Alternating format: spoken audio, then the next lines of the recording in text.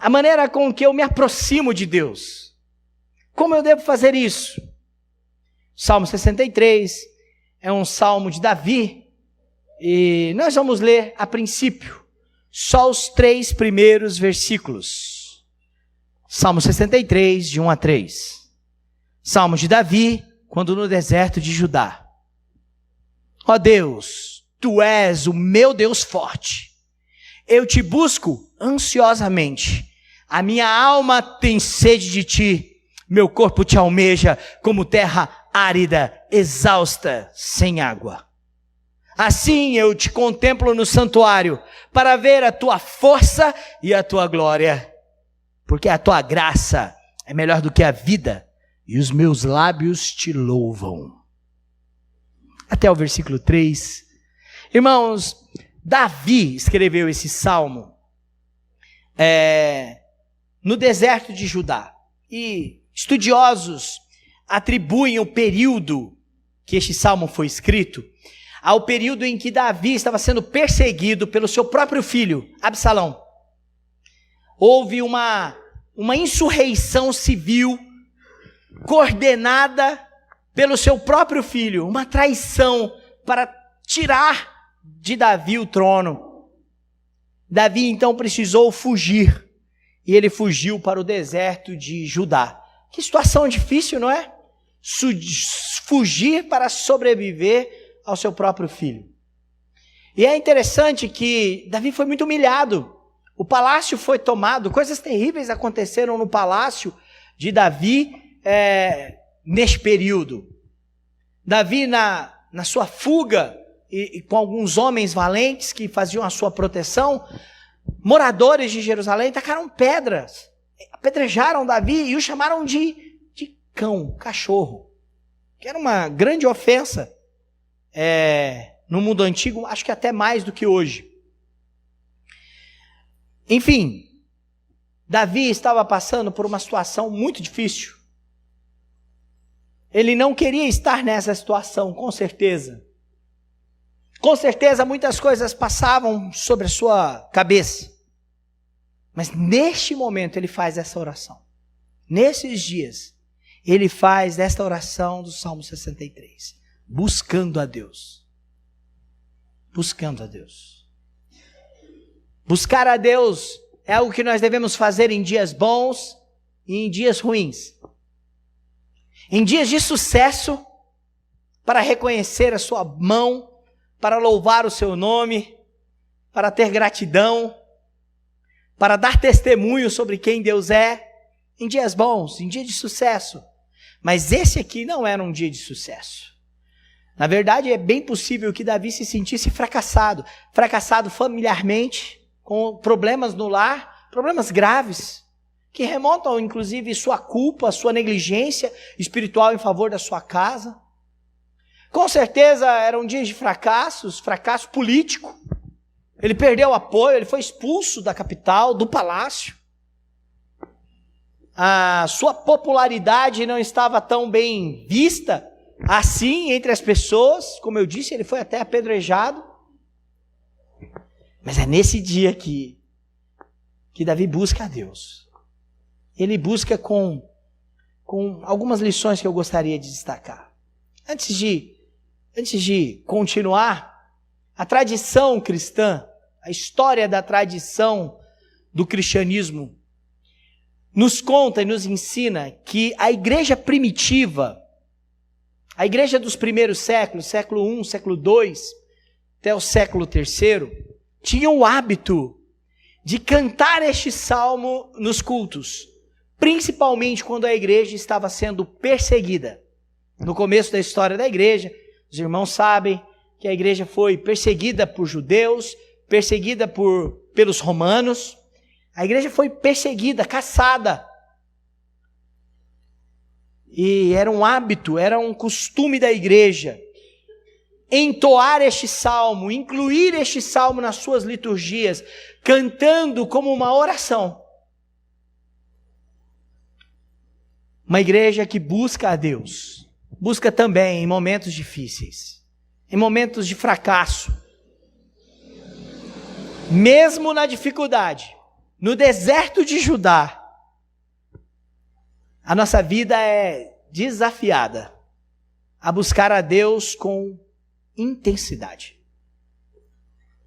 Observe o versículo de número 1. Ó Deus, Tu és o meu Deus forte, eu te busco ansiosamente, a minha alma tem sede de ti, meu corpo te almeja como terra árida, exausta e sem água. Dramático, não é? Poético e dramático. Intenso. A expressão te busco ansiosamente não é nenhum tipo de alusão a uma vida preocupada ou ansiosa. O que Davi quer dizer com ansiosamente é que existe uma ânsia, um desejo profundo no coração deste homem de buscar a Deus. O verbo original do hebraico, para ansiosamente, deriva da palavra aurora, amanhecer, demonstrando a intensidade do salmista a buscar a Deus na primeira hora do dia. Espera o dia amanhecer para buscar o Senhor. Outras expressões que aparecem aqui dão a ideia dessa intensidade. Davi diz, eu tenho sede de ti. Meu corpo te almeja. Olha que forte isso. Não é apenas algo espiritual, não é apenas algo mental.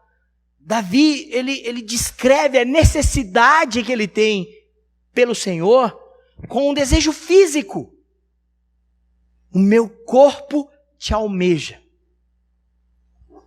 Irmãos, precisamos buscar o Senhor com intensidade. Com intensidade. Olha, Deus é a nossa maior necessidade, não se engane. A maior necessidade de Davi não era que o seu filho mudasse de ideia, nem muito menos que o seu exército derrotasse o exército de seu filho. A maior necessidade de Davi não era reconquistar o trono. A maior necessidade de Davi é o Senhor. Ele diz, eu te busco, o Senhor é o meu Deus forte. Eu tenho sede de ti, meu corpo sente vontade de te buscar. Deus é a nossa maior necessidade. Há uma comparação que Davi faz da sua situação. Eu volto a dizer, ele não está necessitado do palácio, ele não está necessitado de ausência de conflito, ele não está necessitado de apoio político. Davi está dizendo, eu preciso de Deus. E aí ele compara isso de uma maneira dramática, desesperada.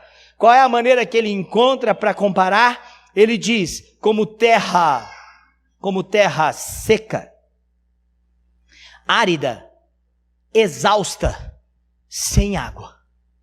Já derramou água sobre uma terra muito seca? Não faz poça, né? Ela absorve, não é isso? Ela absorve. Precisamos aprender a buscar a Deus assim. Os filhos de Corá, no Salmo 42, Salmo 42 é dos filhos de Corá, eles eram poetas, músicos do templo do Senhor, e eles dizem assim, no versículo 1 do Salmo 42 e no versículo 2. Salmo 42 é muito conhecido. Assim como suspira a corça pelas correntes das águas, assim por ti, ó Deus, suspira a minha alma. A minha alma tem sede de Deus, do Deus vivo. Quando irei e me verei perante a face de Deus? Busque o Senhor com intensidade. Deseje momentos com o Senhor. Deseje viver na presença dEle. Deseja buscá-lo, ouvir sua palavra. A necessidade da vida do crente liga a busca dele com Deus com intensidade. Sua Bíblia está aberta no Salmo 63. Observe o versículo 8. O versículo 8, Davi diz, a minha alma apega-se a ti, a tua destra me ampara. Já esteve apegado a algo ou a alguém? A minha alma apega-se, está apegada ao Senhor. Eu necessito dele. Eu preciso dele. Coloca o Senhor como prioridade. Coloca a mão dele como prioridade. Eu quero convidar você a olhar para o Senhor Jesus. Porque Jesus também nos ensina a buscar ao Pai Celestial com intensidade. Jesus nos ensina isso no jardim do Getsemane. No jardim do Getsemane, Jesus está se preparando para entregar-se aos principais sacerdotes, onde ele será condenado, julgado, condenado, será humilhado, esbofeteado, será levado na mão de gentios, autoridades pagãs, que também vão condená-lo, e ele será crucificado e morrerá. Jesus então está no jardim do Getsemane, e no Evangelho de Lucas, no capítulo 22, no capítulo 44, Jesus faz uma oração, o relato de Lucas mostra Jesus orando, e o relato é o seguinte: e estando em agonia, preste atenção nesse termo, Jesus estava em agonia, orava mais intensamente. Jesus orava mais intensamente.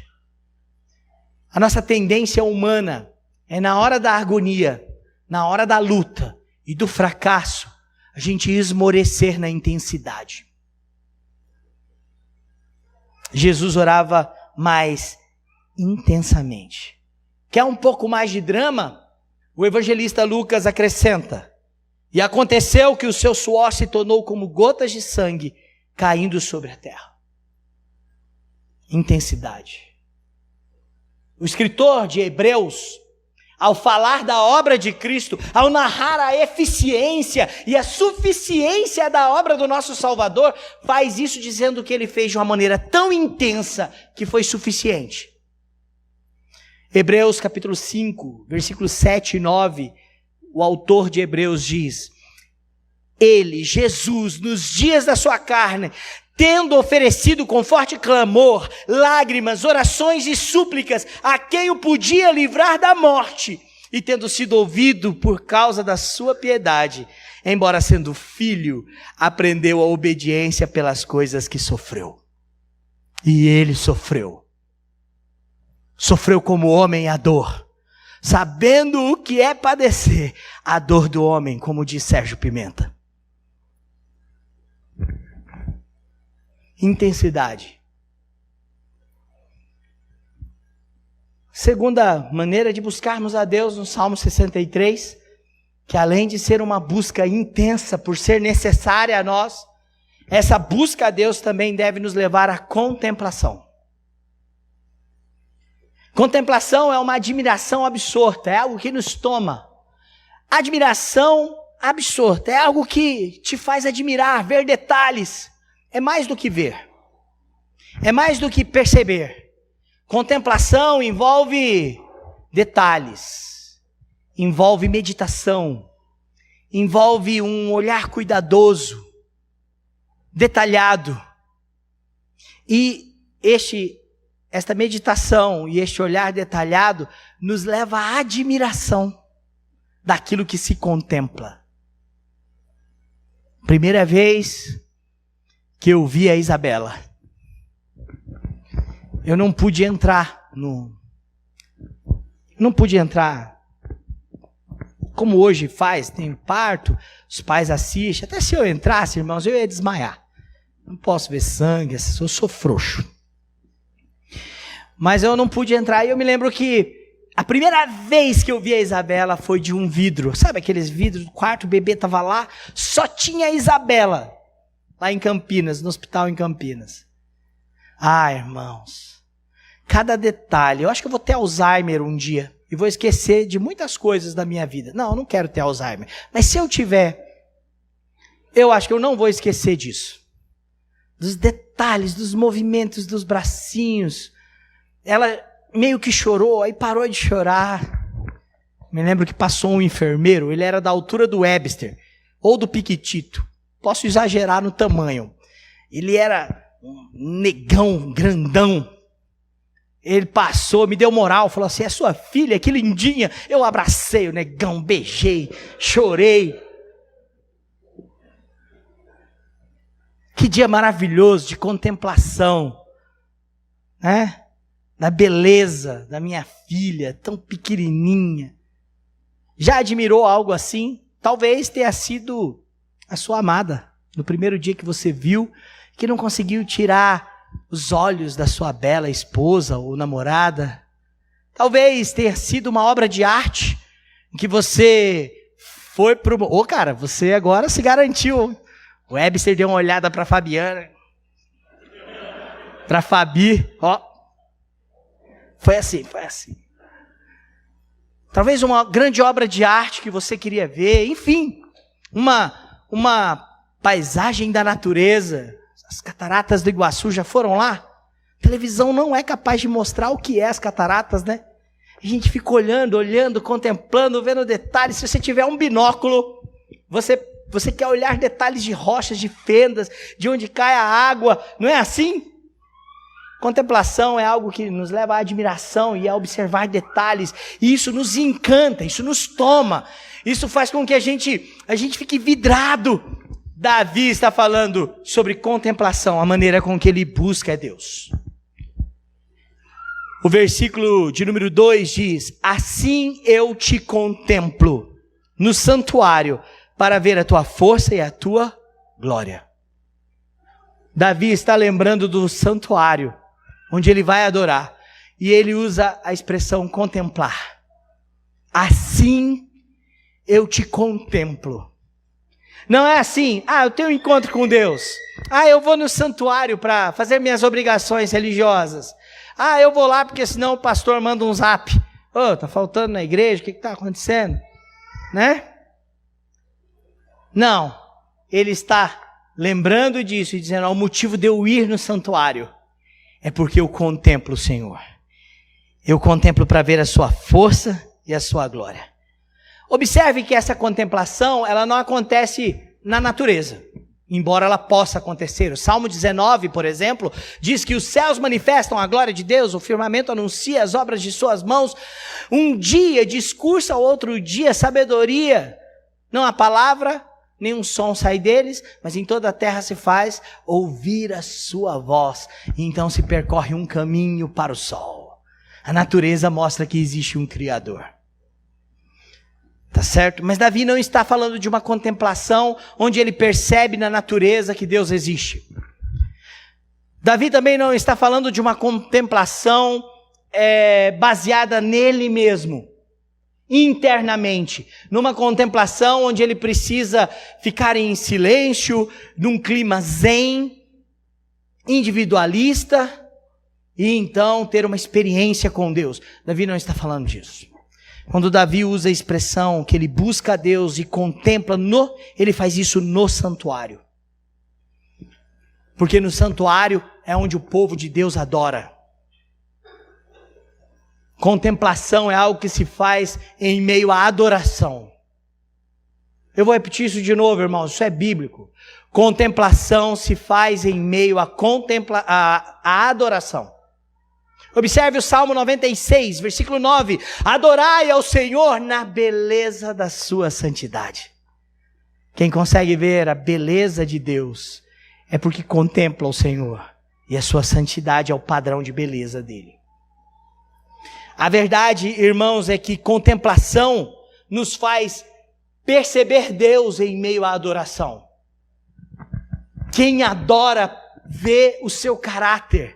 Percebe a sua beleza, a sua santidade, os seus atributos, mas tem gente que entra dentro dos templos, que fala sobre Deus, que até acha que precisa dele, mas não consegue identificar suas virtudes, seu caráter santo, não consegue identificar os seus atributos poderosos. Davi está dizendo que adora ao Senhor no santuário e ele contempla a sua força e a sua glória.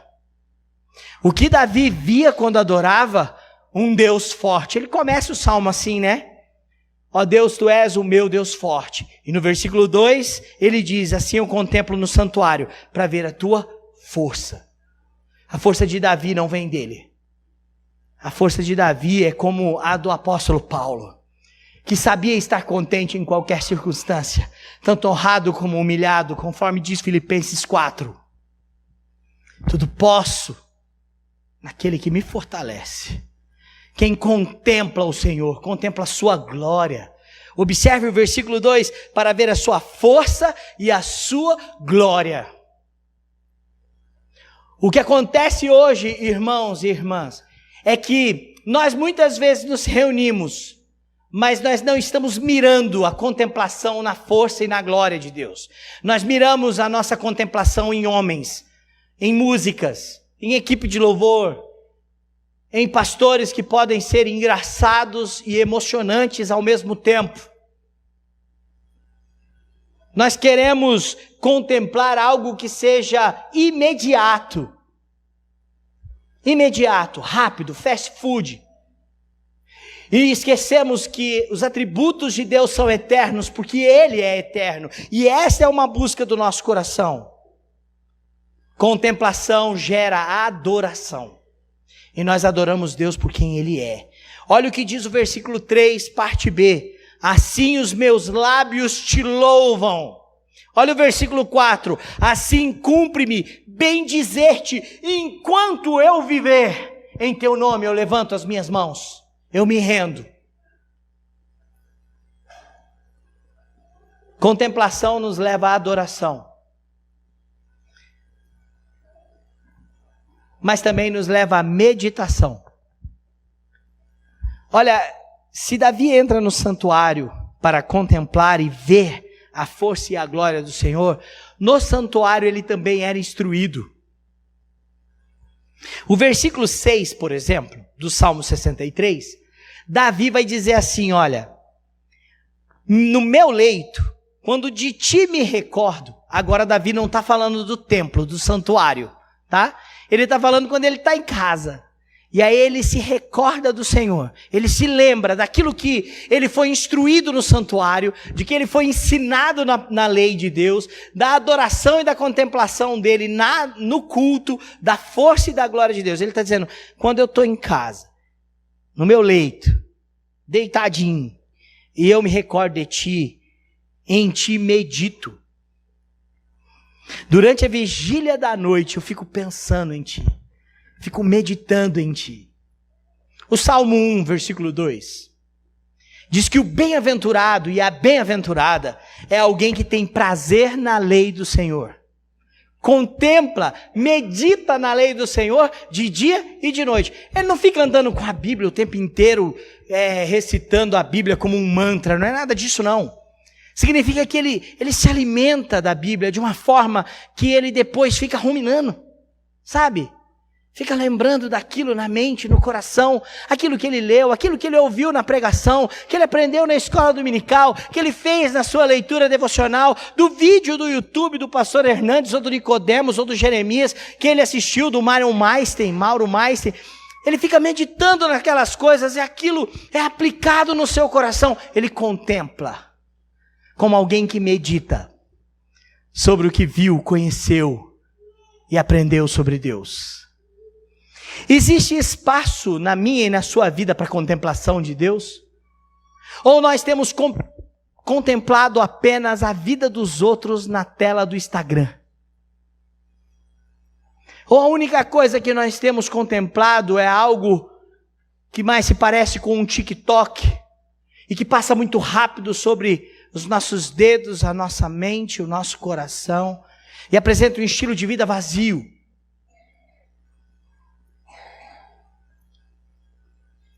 Eu gostaria de convidar você para olhar para Jesus. No Evangelho de Lucas, capítulo 9, versículo 28 a 36.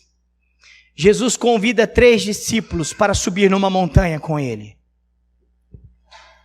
E no versículo 29, aconteceu que quando ele chama Pedro, Tiago e João.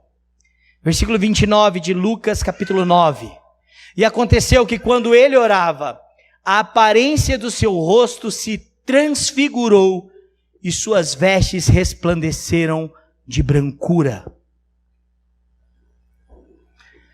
Pedro, Tiago e João sobem com Jesus no monte para orar, ter um momento de oração.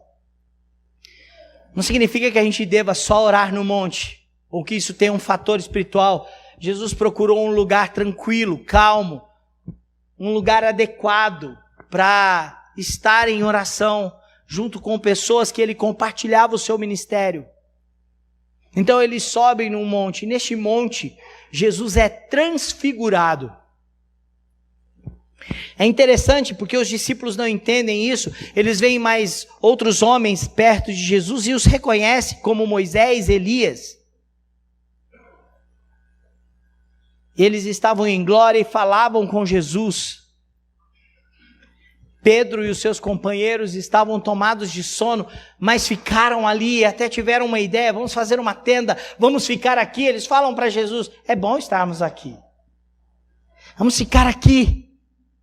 E enquanto eles falavam isso, veio uma voz, uma nuvem, no monte da transfiguração, que cobriu aqueles homens, inclusive Jesus, que estava glorioso, as suas vestes eram brancas, o seu rosto resplandecia em glória.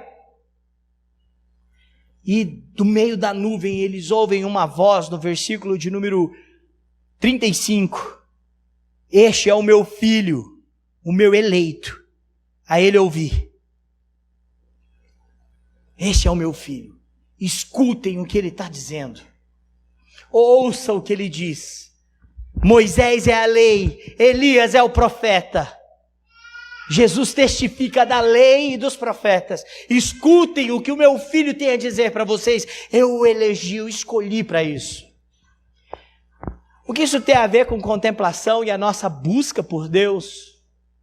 Irmãos, nós precisamos buscar Deus num mundo desfigurado. O mundo em que nós vivemos é um mundo desfigurado, corrompido pelo pecado, corrompido pela dureza do coração. O mundo em que vivemos é um mundo desfigurado. Desfigura-se ideais, desfigura-se pessoas, virtudes. Aquilo que era considerado virtude e é considerado na palavra de Deus, no mundo moderno está desfigurado, caracterizado de uma maneira ridícula. Nós vivemos num mundo desfigurado na parte sexual, como aprendemos hoje pela manhã na escola dominical. Nós vivemos num mundo desfigurado na parte da família, desestruturada. Homens que não amam as suas esposas, filhos que não respeitam os seus pais. Nós vivemos num mundo desfigurado com respeito à violência. Nós nos horrorizamos com as mortes, com os crimes que nós vemos na televisão e às vezes achamos que está tão distante de nós. O mundo está desfigurado na sua corrupção, não apenas espiritual, mas uma corrupção moral. Tudo que nós precisamos é da transfiguração. E nós só vamos encontrar isso em Cristo, contemplando a Cristo, conhecendo quem de fato Cristo é. Não se engane com o relato de que Cristo veio e sofreu e morreu numa cruz. Ele não está mais na cruz, no aspecto sofredor. Ele ressuscitou, ressurgiu, foi assunto aos céus, está à destra da mão de Deus Pai Todo-Poderoso. O domínio do mundo está sobre as suas mãos. E quando Ele voltar no dia da vitória, Ele voltará com poder e grande glória. Nós precisamos da transfiguração, porque vivemos num mundo desfigurado. Na transfiguração nós vemos a força e a glória do Senhor em Cristo Jesus. Nós podemos meditar nisso, aprender nisso na sua palavra. Ame a palavra de Deus. Ame a palavra de Deus, rabisque a sua Bíblia, decore versículos, procure outras versões para você comparar. Ame a palavra do Senhor, porque nela você contemplará a transfiguração da glória de Deus em Cristo, num mundo desfigurado. Terceiro e último lugar, nós precisamos aprender a buscar a Deus com satisfação. Primeiro, intensidade. Segundo, contemplação. Terceiro, satisfação. Versículo 3, na parte A, do versículo 3 do Salmo 63, Davi diz assim: porque a tua graça é melhor do que a vida. O que pode ser melhor do que viver?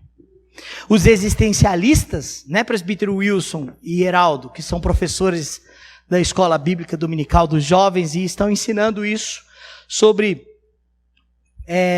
doutrinas hereges comuns do nosso tempo. O existencialismo é um deles. Olha, não há nada mais importante do que a sua vida, você só tem uma. Então viva tudo, porque quando você morrer, acabou, é isso aqui, acabou. Os existencialistas vão dizer, não existe nada melhor do que a sua vida. Davi reconhece o valor da vida, ele não está desprezando a vida, mas ele aponta para algo que é superior, que é muito melhor. Ele fala, a tua graça, o teu favor para comigo, é melhor do que a vida. Os meus lábios te louvam por causa disso. Eu me rendo, eu levanto as minhas mãos a ti. Esteja satisfeito com quem Deus é e com o que Ele faz. Reconhecer a imensa graça de Deus, favor e amor na vida de Davi, é algo que satisfaz o coração dele. É algo que satisfaz a sua vida na dificuldade do deserto. Mas você já conheceu alguém insatisfeito? O problema da pessoa insatisfeita é que ela não fica só insatisfeita no deserto. Ela fica insatisfeita no palácio também. O problema da pessoa insatisfeita é que ela não fica insatisfeita só quando está com fome. Ela fica insatisfeita quando está com a barriga cheia também. Os insatisfeitos nunca estão contentes com nada. Eles não estão satisfeitos com a casa que eles têm, com o carro que eles têm, com a mulher que eles têm. Eles estão procurando outra sempre, com os seus olhos e com o seu coração malicioso. Eles não estão satisfeitos com o status que eles têm.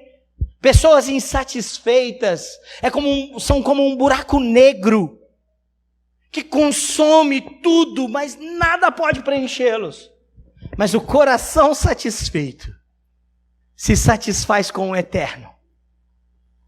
Ele é suficiente. A tua graça é melhor do que qualquer coisa que eu tenho nessa vida. Observe, irmãos. Observe o Salmo 37, versículo 4. Você pode abrir a sua Bíblia lá? Davi está dando um conselho. Não fique com inveja do malfeitor, não fique irritado por causa do ímpio que prospera no seu caminho.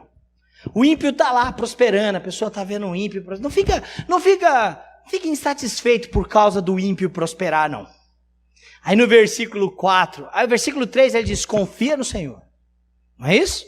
Versículo 4, o salmista diz, agrada-te do Senhor, e Ele satisfará os desejos do teu coração. Esse versículo é muito mal interpretado. As pessoas costumam dizer assim, eu vou fazer coisas para agradar a Deus, e Deus vai dar para mim aquilo que eu quero. É uma troca. Não é isso que o texto está dizendo. O texto está dizendo, agrada-te do Senhor. Esteja satisfeito com quem Deus é. Busque a sua satisfação no Senhor. E o desejo do seu coração será realizado. Quem está satisfeito com Deus não procura outra alternativa. Não precisa de outra. Lembra que no salmo, no começo do sermão, eu disse que esse salmo me ajuda? Preciso ser sempre lembrado sobre satisfação. Onde ela está? O que tem satisfeito a minha alma? O Senhor? O meu coração está satisfeito nele? Eu quero convidar você para olhar para Jesus mais uma vez. O Criador de todas as coisas, o Rei do universo, nos dá um exemplo maravilhoso. Ele se encarna, vem a este mundo com um propósito, uma missão. A redenção do seu povo. Lembra? Nós lemos isso na liturgia, 2 Coríntios, capítulo 5, do versículo 18, 19 e 20, que Deus estava reconciliando o mundo em Cristo. Jesus veio para essa missão. Aí olha o que Jesus fala sobre a sua missão. Olha o que Jesus ensina sobre a sua... Eu só separei um versículo bíblico, mas nós teríamos mais de 20 para falar disso, que os evangelhos trazem. João, capítulo 6, versículo 38. Porque eu desci do céu, Jesus está dizendo isso, não para fazer a minha própria vontade, e sim a vontade daquele que me enviou. Eu desci do céu, não para fazer a minha vontade, mas a vontade daquele que me enviou. E esteja satisfeito com a vontade de Deus. Esteja satisfeito com Deus. Esteja satisfeito com o Senhor. Porque um coração satisfeito não procura outra alternativa. A satisfação nos coloca diante do Senhor, agradecidos, jubilosos. A satisfação nos coloca diante do Senhor, reconhecendo a sua graça, o seu favor para conosco, que nós não merecemos, mas temos. Por isso ela é mais preciosa. Porque a graça de Deus é preciosa porque nos tira do pecado e nos coloca na santidade. Porque a graça do Senhor é preciosa, que ela transforma um coração endurecido num coração quebrantado e humilde. A graça do Senhor faz o que ninguém mais pode fazer. Nos colocar diante do Senhor para estarmos satisfeitos com Ele. Não viva insatisfeito com Deus. Nós devemos buscar a Deus com intensidade, de corpo e alma. Nós precisamos contemplá-lo, mais do que saber sobre Ele, mais do que entender algumas coisas dele. Uma meditação profunda que nos toma, que nos possui, que faz com que estejamos envolvidos no aprendizado que nos leva a adorar, porque nós contemplamos e vemos o seu caráter, os seus atributos de força e de glória. Porque só nele, no mundo desfigurado, podemos ver o santo e o sagrado que transforma homens e mulheres a uma vida eterna. Nós precisamos buscar a Deus com satisfação, porque essa graça nos conduz a um estilo de vida onde o favor e o amor de Deus nos completa na pessoa de Jesus Cristo, na obra de Jesus Cristo e nos mandamentos dele. Eu quero terminar essa exposição do Salmo 63 com uma frase do Asbel Green Simonton, o jovem pastor missionário que veio ao Brasil há 163 anos. Essa é uma das últimas frases escritas no seu diário. E essa frase diz: quem me dera, um coração totalmente de Cristo. Um coração totalmente dele. Ei pessoal, quer continuar assistindo os nossos vídeos? Clique aqui e você vai ter acesso em outros vídeos. Mas também se inscreva no nosso canal, tá bom? Acione o sininho e compartilhe com outras pessoas.